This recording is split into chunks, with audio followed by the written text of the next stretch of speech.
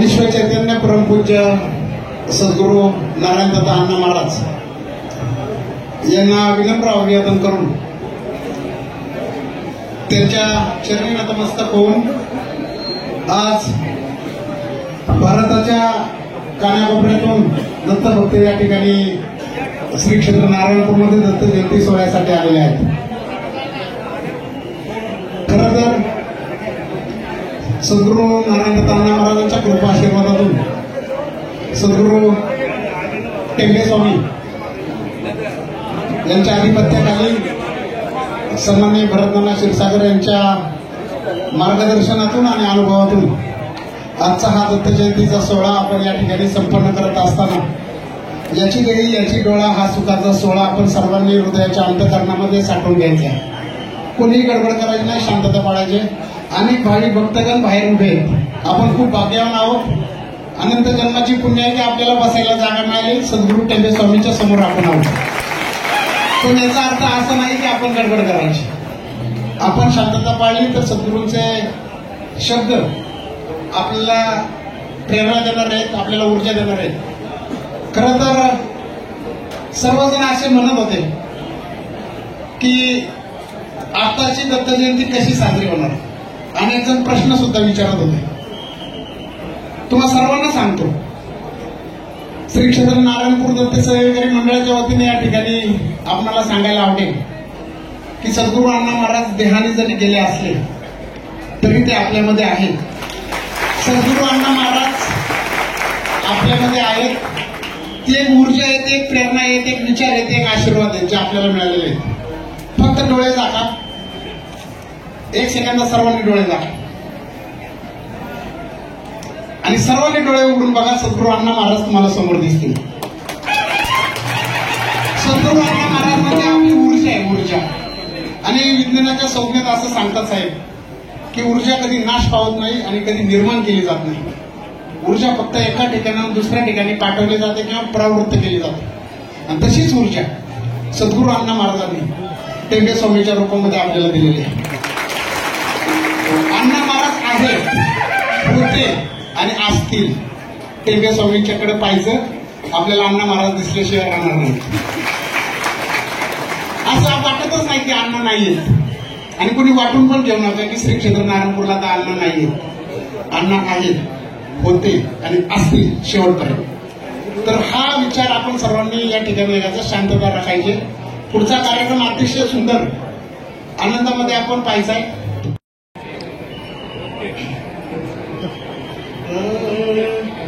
दिगंबरा दिगंबरा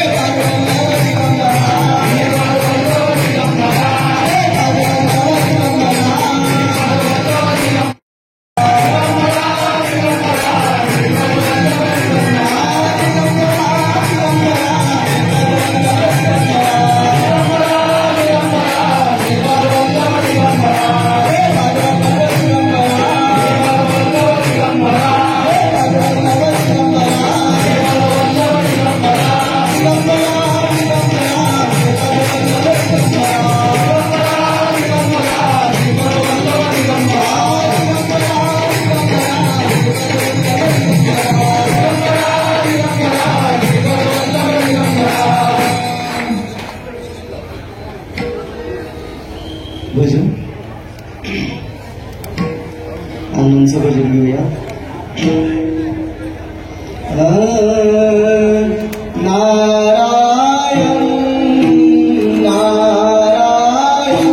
श्री गुरु नारायण नारायण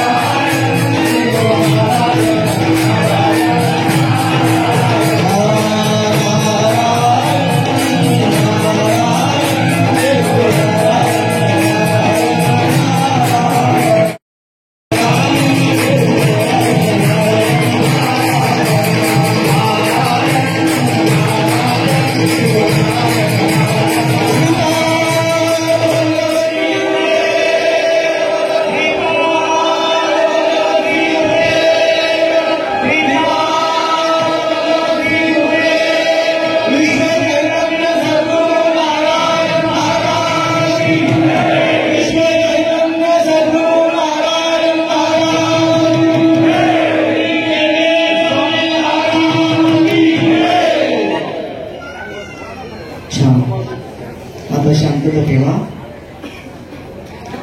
आज आपण दत्त जन्माच्या निमित्ताने या पावन झालेल्या नारायणपूर नगरीमध्ये आणि ती नगरी पावन ज्यांनी केली असे विश्वाचे ज्यांनी विश्वामध्ये जे चाललेलं आहे त्या विश्वाला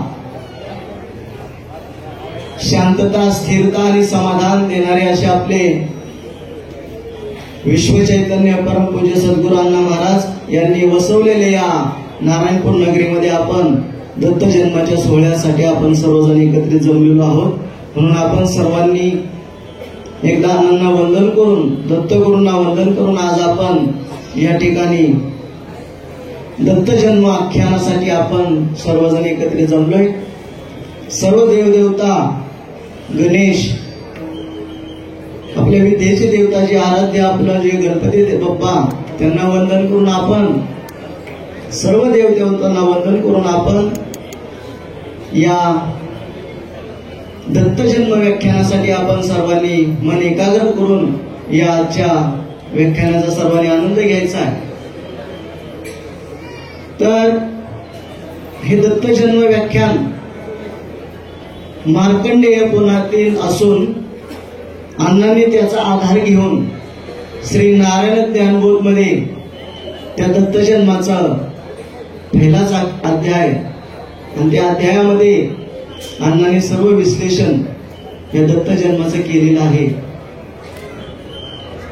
आणि या विश्वाचे जे निर्माते आहेत ब्रह्मा, विष्णू आणि महेश, या विश्वाच्या निर्मितीचे जे मालक आहेत, चालक आहेत, त्या चालकांचं, मालकांचा आज आपण जन्मदिवस साजरा करतोय. आणि ते जन्मदिन साजरा करण्यासाठी आपण या ठिकाणी आलेलो आहोत, बसलेलो आहोत आणि सर्वजण त्याचा आनंद घेत आहेत. म्हणून अण्णांनी सुरुवातीलाच नारायण ज्ञानबोध मध्ये सुरुवातीलाच सर्वजण त्यांचे शिष्य, अण्णांचे आपण सर्वजण शिष्य एकत्रित बसले असताना दत्त जन्म व्याख्यान ऐकण्याची सर्व शिष्यांना आतुरता झाल्यानंतर अण्णांनी ते व्याख्यान सांगायला सुरुवात केल्यानंतर सुरुवातीलाच अण्णांनी ओवी काय सांगितली बघा. नारायणपूर असं क्षेत्र आहे, त्या नारायणपूर क्षेत्रामध्ये आल्यानंतर त्या ओवीच्या माध्यमातून काय सांगितले बघा. आडली असी आडती, चालली असी न रोखती, जो जैसा जाय ज्याचे त्याचे गती, चाल मिळे तयाची तैसी रीती नारायणपुराची. बघा काय सांगितले अण्णांनी. आडली असी आडविती, चालली असी न रोखती, जो जैसा जाय ज्याचे त्याचे गती, तैसेची चाल मिळे तयासी, ऐसी रीती असे नारायणपुराची. बघा अण्णांनी काय सांगितलंय. नारायणपूरला जो येतो तो त्याच्या भाग्याने येत असतो आणि जातो सुद्धा त्याच्या भाग्याने जात असतो. म्हणून नारायणपूर असं अण्णांनी क्षेत्र निर्माण केलेलं आहे की या क्षेत्रामध्ये यायचं आपल्या हातामध्ये आहे आणि जायचं मात्र त्या दत्त महाराजांच्या हातामध्ये. मग कुणाला ठेवायचं आणि कुणाला पाठवायचं हे दत्त महाराजांच्या अण्णांच्या हातामध्ये आहे. म्हणून या सगळ्या गोष्टी आपण समजून घ्यायच्यात की आपण या ठिकाणी आलोय म्हटल्यानंतर हे दत्त महाराजांचं, अण्णांचंच म्हणणं आहे की आपण या ठिकाणी नारायणपूरला येऊन या भक्तीच्या वातावरणामध्ये समरस होऊन या दत्त जन्म व्याख्यानाचा सर्वांनी आनंद घ्यायचा आहे असं दत्त महाराजांचीच इच्छा आहे. म्हणून आपण सर्वजण या ठिकाणी सर्व हाल यातना अपेष्ट करून सहन करून आपण या ठिकाणी बसलोय आणि या दत्त जन्म व्याख्यानाचा आनंद घेण्यासाठी आपण सर्वजण आतुर झालेलो आहे. तरी मला सांगायचं भाग आहे की पूर्वीच्या काळामध्ये मार्कंडेय पुराणामध्ये सांगितलं की पूर्वीच्या काळामध्ये एका गावामध्ये कौशिक नावाचा एक ब्राह्मण कुटुंबामध्ये जन्माला आला. लहानपणापासूनच जन्मताच तो व्याधीने ग्रस्त अशा पद्धतीने त्याचा जन्म झाला आणि त्या जन्माच्या अवस्थेमध्येच तो त्याचं काही पूर्वसुकृत जे पाप कर्म केले असं त्यामुळे त्याला या माणसाच्या जन्माला जो जन्म झाला तो जन्मताच तो व्याधीग्रस्त झाला आणि तो व्याधीग्रस्त होऊन जन्माला आला, पण त्याचं काही पूर्वसुकृत आणि पूर्वसंचित ज्याप्रमाणे असतं त्याप्रमाणे कालांतराने तो हळूहळू मोठा होऊ लागला आणि मोठा झाल्यानंतर काही काळासाठी त्याला जो कुष्ठरोग होता तो काही काळासाठी बरा झाला आणि कुष्ठरोग बरा झाल्यानंतर घरच्या आई वडिलांनी त्यांच्या विचार केला की आता मुलाचा कुष्ठरोग बरा झालाय म्हणून त्याला योग्य वेळी योग्य वधू पाहून त्याचा आपण शुभ मुहूर्त पाहून त्याचा विवाह करावा असं त्यांच्या घरच्या आई वडिलांनी त्यांचं ठरवलं आणि योग्य शुभ मुहूर्त पाहून शांडिल्य नावाची जी पतिव्रता होती त्या शांडिल्या बरोबर या कौशिक ब्राह्मणांचं शुभविवाह त्याच्या घरच्यांनी लावून दिला आणि शुभविवाह लावून दिल्यानंतर सर्व आनंदाचा आनंद चालू होता. आनंदाचा आनंद चालू असताना सर्व काही चालू असताना कालांतराने याचा कुष्ठरोग पुन्हा बळावला. या कौशिक ब्राह्मणांचा कुष्ठरोग बळावला आणि कुष्ठरोग बळावल्यानंतर याला पुन्हा व्याधी सुरू झाल्या. अंगातून पू वाहू लागला, रक्त मांस या सगळ्या गोष्टी अशा अवस्थेमध्ये तो जर्जर होऊन त्याच्या सगळ्या हाल अपेष्टा त्याला सहन करावं लागल्या आणि शेवटी जी पतिव्रता आहे शांडिल्या, त्या शांडिल्या मातेने आता तिचा पतिव्रता धर्म स्वीकारण्यासाठी काय होते तिकडं शांतता ठेवा, तुम्ही खाली बसा, टेबलवरून तुम्ही खाली बसा. तर त्या शांडिल्याने पतिव्रता धर्म पाळण्यासाठी ते पतीची सेवा करू लागली आणि सेवा करत असताना ती रोज सकाळी उठून त्यांना प्रातःविधी करून त्यांना स्नान घालायचे. स्नान घातल्यानंतर सगळं स्नानाच्या आधी ते रक्त वगैरे जे सगळं आलेलं असं ते पुसून घेऊन त्यांना स्नान घालू लागले. स्नान घातल्यानंतर त्या सगळ्या रोजचा नित्यक्रम चालू असताना कालांतराने थोडासा वेळ गेल्यानंतर एके दिवशी कौशिक ब्राह्मणाला त्या मातेने स्नान घातलं आणि स्नान घालून घराच्या ओसरीमध्ये त्यांना बसवलं आणि ते त्यांच्या कामासाठी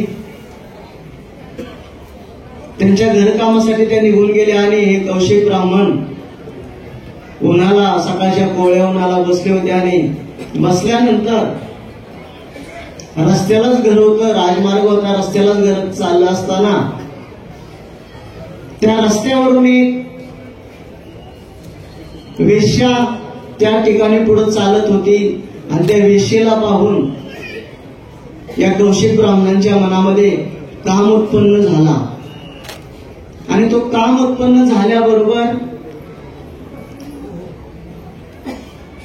त्याला दुसरं काही सुचेना. दिवसभर तो त्या वेश्येचं सगळं रूप सौंदर्य पाहून तो मनामध्ये त्याच वेश्येचा विचार करू लागला आणि दिवसभर तोच विचार करत असताना रात्रीच्या समयी त्या कौशिक ब्राह्मणाचा चेहरा पडलेला पाहून त्या पतिव्रतेने त्याला विचारलं, काय झालं स्वामी, दिवसभर तुम्ही नाराज आहात? तर त्याने त्याच्या मनातलं त्या पतिव्रतेला बोलून दाखवलं की सकाळी मी बाहेर बसलो असताना एक वेश्या पाहिली आणि त्या वेश्या पाहून माझ्या मनामध्ये काम निर्माण झालेलं आहे आणि मला त्या ठिकाणी तू घेऊन चल. असं बोलल्यानंतर कुठल्या पतिव्रते स्त्रीला आवडेल की आपला पती आपल्याला सोडून परत स्त्रीकडे न्यायला सांगेल, नेण्याची इच्छा करतोय, असं कुठल्या पतिव्रतेला आवडेल? म्हणून या सगळ्या गोष्टी ज्या वेळेस त्यांनी बोलल्यानंतर ही पतिव्रता जी शांडिल्य होती ती एकदम घाबरून गेली की आता काय करायचं. या सगळ्या गोष्टी तिच्या अंतःकरणाला खूप वेदना देणारे होते की बाबा आपण या सगळ्या गोष्टी एवढ्या हाल अपेक्षा सहन करून आपण पतीची सेवा करतोय आणि पतीची सेवा केल्यामुळे जर आपल्याला अशा पद्धतीने जर ऐकायला लागत असेल तर आपण पतिव्रता धर्म कशा पद्धतीने पाळायचा, तरीही तिने मनावर दगड ठेवून विचार केला की बाबा पतीचा आपल्याला ऐकावं लागेल. पतिव्रता जर आपण पतीचं ऐकलं नाही तर पतिव्रता धर्म आपण सांभाळू शकणार नाही. अशा पद्धतीने तिने मनामध्ये ठरवल्यानंतर तिने विचार केला आणि थोडेसे पैसे जवळ घेतले आणि रात्रीचा प्रहर पाहून तिने जाण्यासाठी तयारी केली. आणि ते जाण्यासाठी तयारी केल्यानंतर एक पाटी घेतली आणि पाटीमध्ये तिला त्या कौशिक ब्राह्मणाला तिने ठेवला आणि ती पाटी डोक्यावर घेऊन ती चालू लागली. रात्रीचा प्रसंग होता, अमावस्याची रात्र होती, काळोख होता, सर्वत्र अंधार पसरलेला होता आणि पाऊस पडत होता. अशा अवस्थेमध्ये ती कौशिक शांडिल्य माता त्या कौशिक ब्राह्मणाला घेऊन त्या वेश्येच्या घराकडे निघाली. आणि ते वेश्येच्या घराकडे जात असताना मार्गामध्ये चालत चालत असताना विजांचा कडकडाट आणि त्या विजाच्या कडकडांमध्येच त्या विजेच्या लाईट मध्येच ती रस्ता पाहत पाहत त्या वेश्येच्या घराकडे चालली होती. आणि चालत असताना गावामध्ये चोरीच्या आळाने कुणाला सुळावर दिलं होतं, काहीही अपराध नसताना एका ऋषीला सुळावर दिलं होतं. ते ऋषी कोण? हा बरोबर, सगळ्यांचे पाठ आहे का बघत होतो. दरवर्षी यांना सांगायचे गेले आपण 40 वर्ष झाला अण्णांच्या मुखातून हे आपण ऐकतोय म्हणून प्रत्येकाचं पाठ झालेला आहे नाही का. तर कोणते ऋषी? हा, तर मांडव्य ऋषी जे आहेत, तर त्या मांडव्य ऋषींना चोर समजून त्या गावातल्या लोकांनी चोर म्हणून त्यांना पकडलं आणि चोराच्या आरोपामध्ये त्यांना सुळावर दिलं. सुळावर देणे हा पूर्वीचा भाग होता. सुळावर देणे म्हणजे आपण उभा जो गज असतो जमिनीत रोवतात आणि त्याला आपला माणूस असे उभा तो त्याच्यामध्ये रोवतात. अशा पद्धतीने त्या ऋषींना ज्या वेळेस त्या सुळावर दिलं त्यावेळेस त्यांना असंख्य यातना, असंख्य त्रास, तो त्रास सहन करत ते शेवटी ते ऋषीच असतात ना, त्यांची तपश्चर्या म्हणून ते शांत चित्ताने त्यांचं ध्यान साधना नामस्मरणाच्या माध्यमातून ते त्रास सहन करत होते. परंतु या सगळ्या गोष्टी चालत असताना अंधाऱ्या रात्री या कौशिक ब्राह्मणांचा नेमका पाय त्या मांडव्य ऋषींना लागला आणि मांडव्य ऋषींना खूप वेदना झाल्या. आणि त्या वेदनाच्या भरामध्ये त्यांनी शाप देऊन टाकला की ज्या कोणाचा मला पाय लागलेला आहे तो सूर्योदय समी मृत पडलेला असेल. अशी शापवाणी ऐकून जी माता होती, पतिव्रता माता होती, त्या पतिव्रता मातेला तर खूप दुःख झाले की बाबा काही चूक नसताना यांचा स्पर्श अंधारात दिसल्या न करणारे त्यांचा स्पर्श झाला नाही. त्या स्पर्शामुळे त्यांच्या वेदना झाल्या आणि त्या वेदनामुळे त्यांनी न बघता कौशिक ब्राह्मणाने शाप दिला की तू सूर्योदयालाच मृत होशील. अशा अवस्थेमध्ये शांडिल्य माता त्या मांडव्य ऋषीने सांगितलं की आम्हाला दिसला नाहीत आपण आणि आमच्याकडून चुकून झालं तरी आम्हाला क्षमा असावी. पण मांडव्य ऋषीने सांगितलं की आता दिलेला शाप माघारी होऊ शकत नाही. दिलेला शाप माघारी होऊ शकत नाही म्हटल्यानंतर ही सुद्धा पतिव्रता होती, ही सुद्धा हाताला पेटली आणि पतिव्रता म्हटली तुम्ही जर सूर्य उगवायला माझ्या पतीला जर मृत असं शाप दिलेला असेल तर मी सुद्धा आव्हान, जर मी खरी पतिव्रता असेल तर मी सुद्धा सूर्यनारायणाला आव्हान करून मी सुद्धा त्यांना सूर्य उगवण्यापासून रोखून धरणार आहे. असं म्हटल्यानंतर त्या पतिव्रतेची ताकद असल्यामुळे त्या पतिव्रतेने सूर्यनारायणाला आव्हान केलं आणि सूर्यनारायण उगवायचे थांबले. सूर्यनारायण उगवायचे थांबल्याबरोबर या सगळ्या सृष्टीची दिनचर्या जागेवर ठप्प झाली. जागेवर ठप्प झाल्यानंतर सर्वत्र अंधकार असल्यामुळे सर्वांची दिनचर्या झाली. प्रत्येक जण आपापसामध्ये चर्चा करू लागला की सूर्योदय झाला नाही, सूर्योदय झाला नाही. सूर्योदय झाला नाही तर बाकीची दिनचर्या कशी करायची, आणि बाकीची दिनचर्या झाली नाही तर ही सृष्टी कशी चालायची. ही सृष्टी जर चालायची असेल तर ही सूर्य उगवणे आणि सूर्य मावळणे ही दिनचर्या झाल्याशिवाय ही सृष्टी चालणार कशी, तिला गती कशी मिळणार. अशा अवस्थेमध्ये सर्वजण सर्व ठिकाणी ठप्प झाल्यानंतर सर्वत्र हाहाकार निर्माण झाला, आणि हाहाकार निर्माण झाल्यानंतर सर्वजण भगवंताची आराधना करू लागले की हे दत्तगुरु या. हे सगळ्या आव्हान केल्यानंतर सर्व बातमी इंद्रदेवांच्याकडे गेली, आणि इंद्रदेवांच्याकडे बातमी गेल्यानंतर इंद्रदेवांनी सगळ्या गोष्टीची माहिती घेण्यासाठी ब्रह्मदेवांच्याकडे गेले, आणि ब्रह्मदेवांच्याकडे या सगळ्या गोष्टी सांगितल्यानंतर ब्रह्मदेवांनी एकच सांगितलं की याच्यापासून ही पतिव्रतेचं आव्हान आहे, आणि या पतिव्रतेच्या आव्हानाला पतिव्रताच त्यातून मार्ग काढू शकते असं ब्रह्मदेवाने सांगितल्यानंतर त्यातून दुसरं कोणी मार्ग काढणार नाही. पतिव्रतेचा भाग आहे, पतिव्रतेचा भाग जर असेल तर ती पतिव्रताच त्यातून मार्ग काढू शकते. अशा पद्धतीने त्या ब्रह्मदेवांनी या इंद्रदेवांना सांगितल्याने सर्वजण ब्रह्मदेवाने सांगितले की आमचे जे पुत्र आहेत आत्रे ऋषी, त्यांची भार्या अनुसया. ब्रह्मदेवाने सांगितले की आमचे पुत्र जे आहेत आत्रे ऋषी, त्यांची भार्या अनुसया यातूनच तुम्हाला मार्ग काढू शकते, अन्यथा दुसरं कोणीही मार्ग यातून काढू शकत नाही. अशा पद्धतीने ब्रह्मदेवांनी सर्व देवदेवतांना सांगितल्यानंतर सर्व देवदेवांची स्वारी आत्रे ऋषींच्या आश्रमाकडे वळाली. आत्रे ऋषींच्या आश्रमाकडे वळाल्यानंतर त्या आत्रे ऋषींच्या आश्रमाचं काय वर्णन करावं. एक तपोवृत्ती, अनेक पतिव्रता जी स्त्री असते त्या स्त्रीचं चैतन्य कशा पद्धतीने असतं त्यामध्ये अण्णांनी वर्णन केले. ज्ञानबोध मध्ये वर्णन केले की जी पतिव्रता स्त्री असते ते पतिव्रतेच्या स्त्रीचं तेज जे आहे हे तेज इतकं भयानक असतं की स्वतः सूर्य सुद्धा त्यांच्या पुढे फिका पडत असतो. इतक्या पतिव्रतेचं तेज असतं.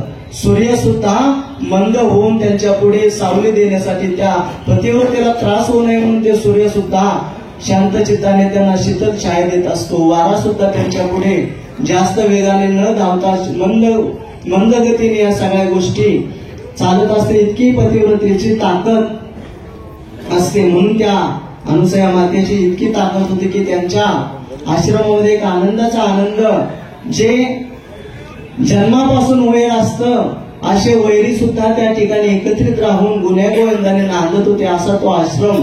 आणि त्या आश्रमामध्ये अनुसया माता आणि आत्रे ऋषी आपलं रोजची दिनचर्या चालत असताना, आत्रे ऋषी ध्यानासाठी गेले असताना अनुसया माता एकटाच आश्रमामध्ये होत्या, आणि या सर्व देवगण त्या अनुसया मातेच्या दर्शनासाठी गेल्या. आणि अनुसया मातेने येण्याचं सर्व प्रयोजन विचारलं. अनुसया मातेने सर्व देवतांना येण्याचं प्रयोजन विचारलं की आज आपण या ठिकाणी कसं काय आला, तर त्यावर सर्व देवदेवता सांगितलं की आम्ही सर्वजण संकटात सापडलेलो आहोत. सर्व सृष्टी संकटात सापडलेली आहे, आणि त्या संकटातून आम्हाला आपणच या ठिकाणून बाहेर काढू शकता. आपणच आम्हाला या सृष्टीच्या चक्रातून, जे थांबलेलं चक्र आहे त्यातूनच आपण आम्हाला यातून मार्ग दाखवू शकता. त्यावेळेस त्यांनी सर्व विचारल्यानंतर अनुसया मातेला सर्व देवतांनी वृत्तांत सांगितला की अशा पद्धतीने अशी गोष्ट झालेली आहे, आणि म्हणून हा सूर्योदय थांबलेला आहे, आणि आपण कृपा करून त्या पतिव्रतेच्या समोर आपण चलावं आणि आपण त्यातून आम्हाला मार्ग दाखवावा. अशा पद्धतीने पतिव्रतेने या सगळ्या गोष्टी समजून घेतल्या आणि अनुसया माता ज्या आहेत त्या देवतांच्या सोबत ज्या ठिकाणी जी घटना घडली होती त्या शांडिल्य मात्याजवळ आणि कौशिक ब्राह्मणाजवळ आल्या आणि त्यांनी सर्व हकीकत समजून घेतल्यानंतर अनुसया मातेने सांगितलं की तू काही काळजी करू नकोस, तू सूर्य उगवायला आवाहन कर आणि सूर्य उगवल्यानंतर जर तुझा पती मृत झाला तरी मी माझ्या पतिव्रतेच्या ताकदीवर त्याला पुन्हा जिवंत करील, म्हणून तू काही काळजी करू नकोस. मी सुद्धा एक पतिव्रता आहे, मी सुद्धा पतिव्रतेचा धर्म त्याच ताकदीने पाळते, त्यामुळे तू काही काळजी करू नकोस. पतिव्रता धर्माचं मी सुद्धा पालन करते, त्यामुळे तू सूर्यनारायणाला आवाहन करा. तर काय करा, फुलं प्रत्येकाला जवळ दिलेली आहेत. आपल्या जे गुरुबंध आहेत त्यांनी फुलं गडबड गोंधळ करता शांततेत फक्त फुलं वाटायचे, जागेवरच बसूनच फुलं वाटायचे.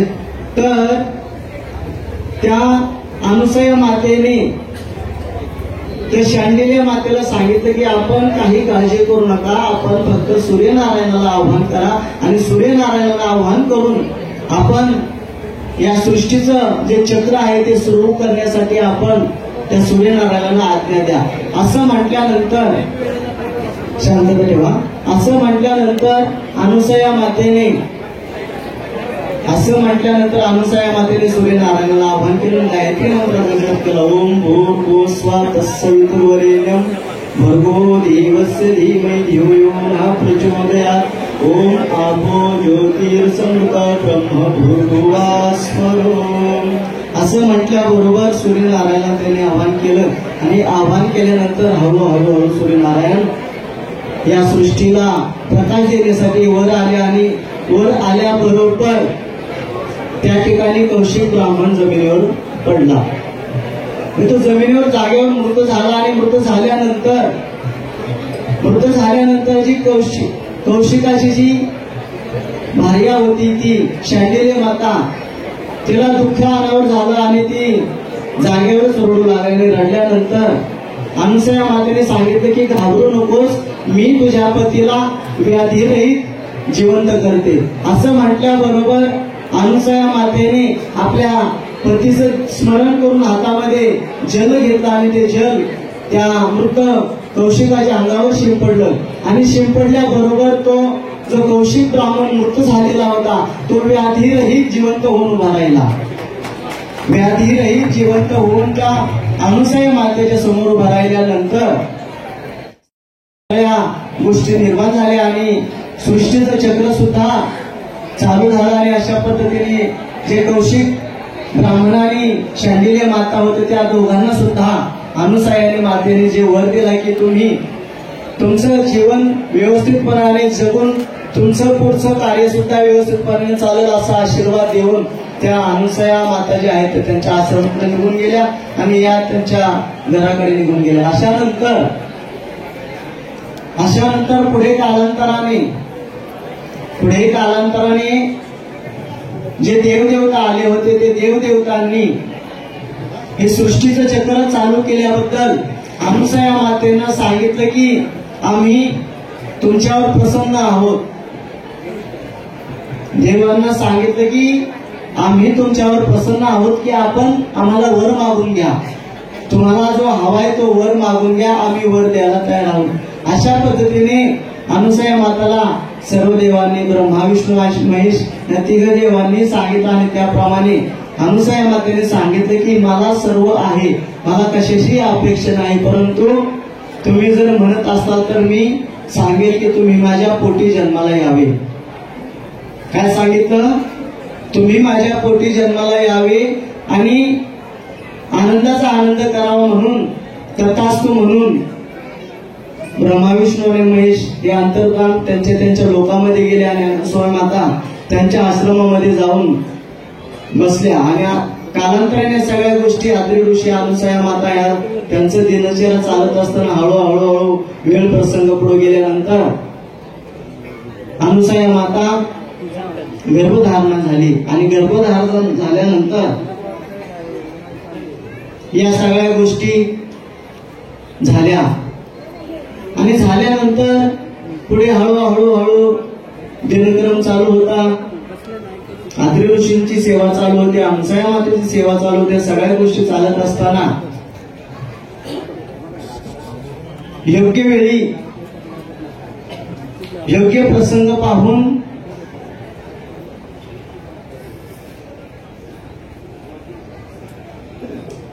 पहिला जो जन्म घेतला तो सोमदत्तांनी. सोम म्हणजे चंद्र, म्हणजे कोण? ब्रह्मदेव. ब्रह्मदेव अनुसया मातेच्या पोटी जन्माला आले. नंतर विष्णू आणि नंतर महेश.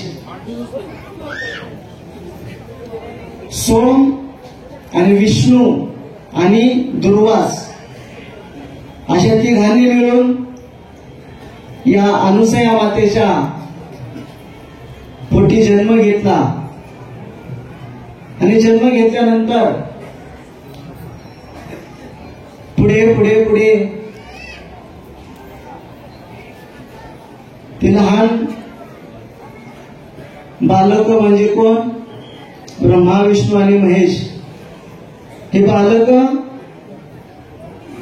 अनुसया मातेच्या पोटी जन्माला आल्यानंतर एक आनंदाचा आनंद या सृष्टीमध्ये तयार झाला. आणि आनंदाच्या आनंदामध्ये ह्या सृष्टीला जो आनंदाचा आनंद तयार झाला तोच म्हणजे हा आजचा दत्त जन्माचा काळ. म्हणून श्रीपाद वल्लभ श्री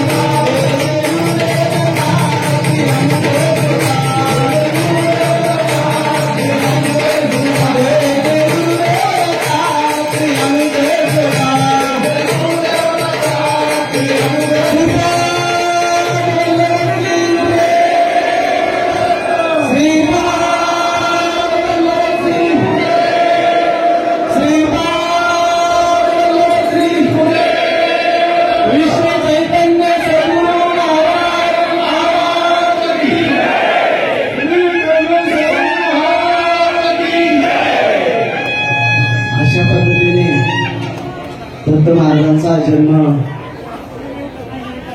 झालेला आहे आणि जन्म झाल्यानंतर पुढचं कार्य नाना आणि तात्या करतील. पुढचं कार्य काय आहे? बाळ जन्माला आल्यानंतर काय करतात त्यांनाच माहिती. काय करतात तात्या? नाव ठेवायचं. बरं या. बाळ जन्माला आल्यानंतर आत्याच नाव ठेवतात ना? बर.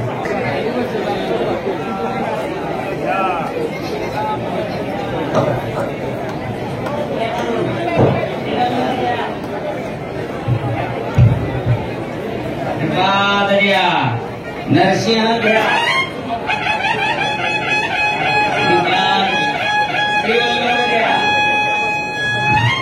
सरस्वती घ्या. गोड घ्या. श्रीपाद वल्लभ श्री गुरुदेव. श्रीपाद वल्लभ श्री गुरुदेव. श्रीपाद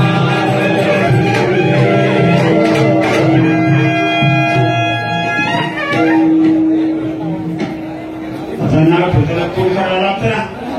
तर पहिली सरकारी मावळण पाहिजे ना. पहिली सरकारी मावळण पाहिजे. नाही सरकारी मावळण पहिली. नाही मॅडम नंतर तर द्या. मग काय करायचं द्या. आधी समजी थोडा सरकारी मावळण पाहिजे आपल्याला.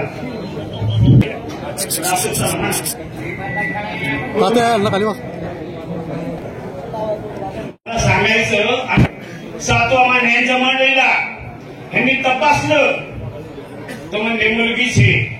आता मुलगी येत आनंद ते बसले. आम्ही गेलो बोहिंदा. बोहिंदा गेल्यानंतर तिथे विचारलं.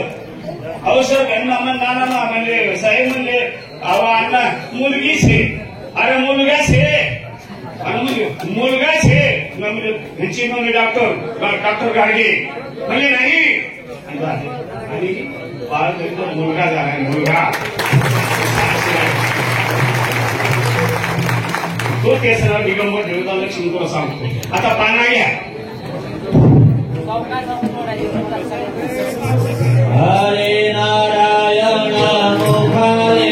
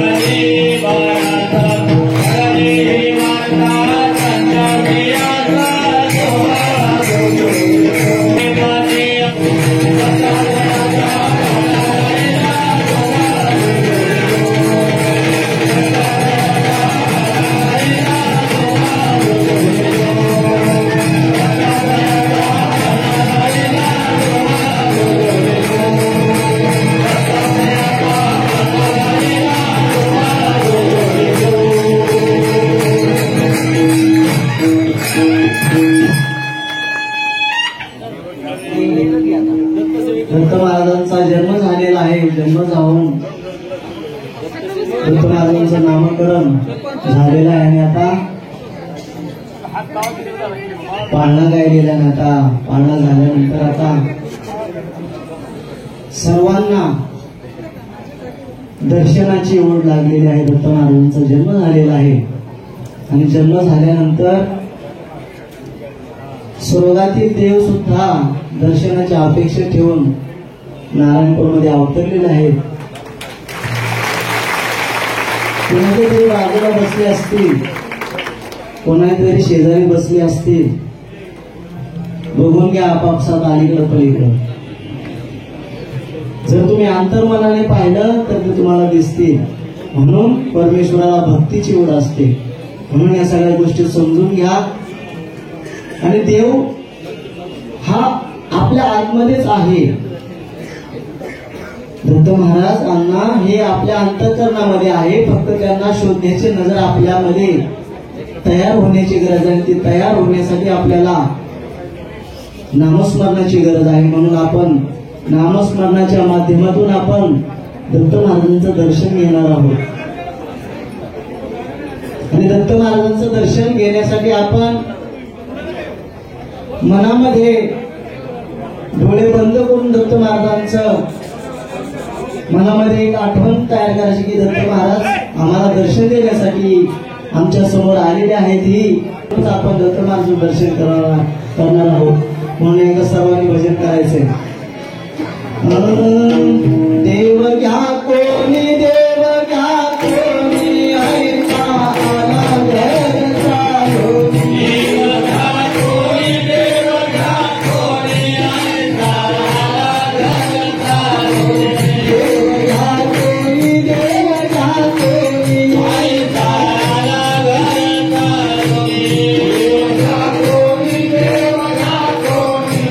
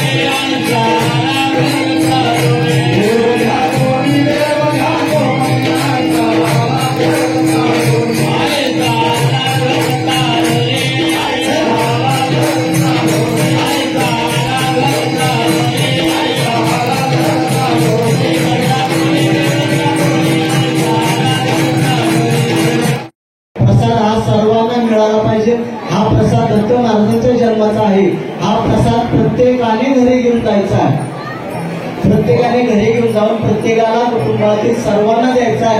म्हणजे तो प्रसाद आणि या ठिकाणी आल्याचं सार्थक होणार आहे. म्हणून सर्वांनी एकच पुढे घ्यायची, गडबड गोंधळ करता. तोपर्यंत भजन म्हणा.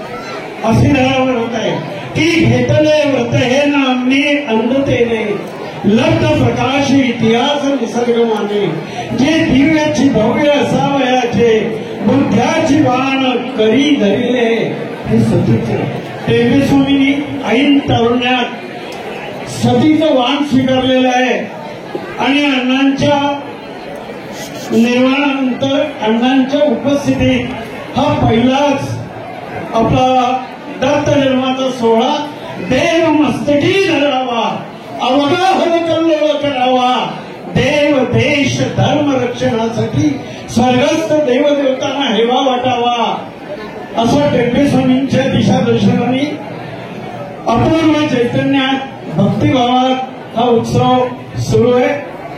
मी अण्णांचं स्मरण करतो. त्यांनी असूतू हिमाचल समग्र हिंदू समाज एकत्र येण्यासाठी भारताच्या 4 दिशांना आद्य शंकराचार्यानंतर 4 धाम निर्माण केले. त्या विश्व चैतन्य अण्णावाल्यांना मी कोटी कोटी प्रणाम करतो.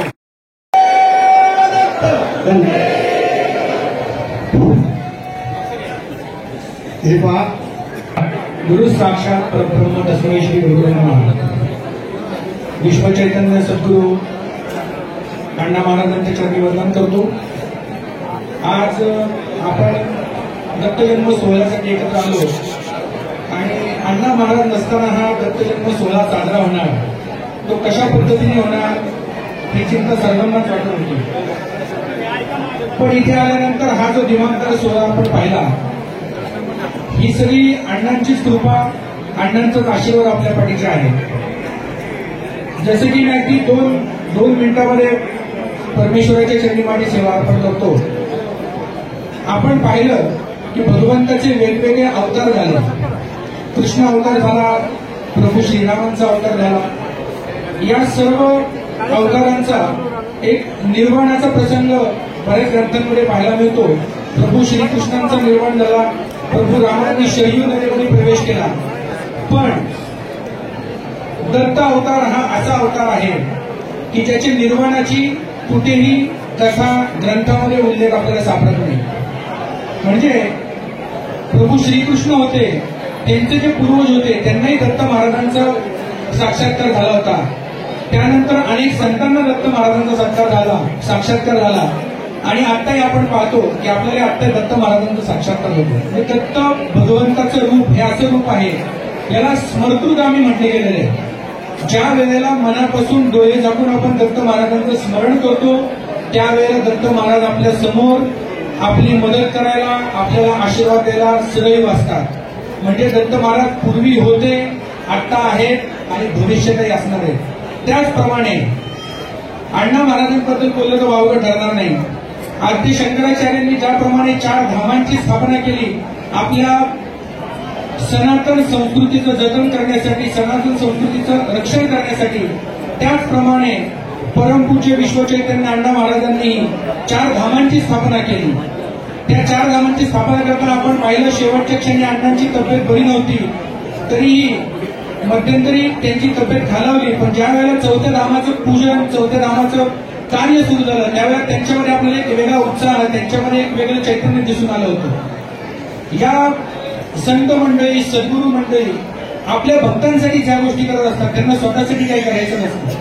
म्हणून मी आपल्या सर्वांना भाग्यवान समजतो माझ्यासहित की आपण सर्वजण दत्त महाराजांच्या आणि अण्णा महाराजांच्या चरणी नतमस्तक होतोय, त्यांचा आशीर्वाद प्राप्त होतोय. पुढच्या दृष्टीने विचार केला तर आपण अण्णा महाराजांचे उत्तराधिकारी, त्यांचं नाव किती विचारपूर्वक अण्णा महाराजांनी ठेवलं असेल, टेंबेस्वामी महाराज. टेंबेस्वामी महाराजांचं जर आपण आख्यायिका ऐकली तर नर्मदेच्या काठावर गरुडेश्वर या ठिकाणी त्यांची समाधी आहे. आणि टेंबेस्वामी ही अशी मूर्ती होती, ही अशी व्यक्ती होती की ज्यांच्यासोबत दत्त महाराज रोज राहायचे. दत्त महाराज त्यांच्यासोबत खेळायचे, दत्त महाराज त्यांच्यासोबत बोलायचे. हा एक प्रसंग आपण लक्षात घेतला की अण्णांनी जाताना आपल्याला टेंबेस्वामींसारखं एक चैतन्य देऊन गेले आणि भविष्य काळातही आपल्या 4ही धाम असतील, नारायणपूर असेल, या ठिकाणी येणाऱ्या प्रत्येक भक्ताला चांगला सन्मार्ग, सद्गती नक्कीच प्राप्त होईल. दत्त भगवंताच्या चरणी नतमस्तक होऊन, अण्णांच्या चरणी नतमस्तक होऊन मी माझ्या वाणीला विनंती करतो. धन्यवाद.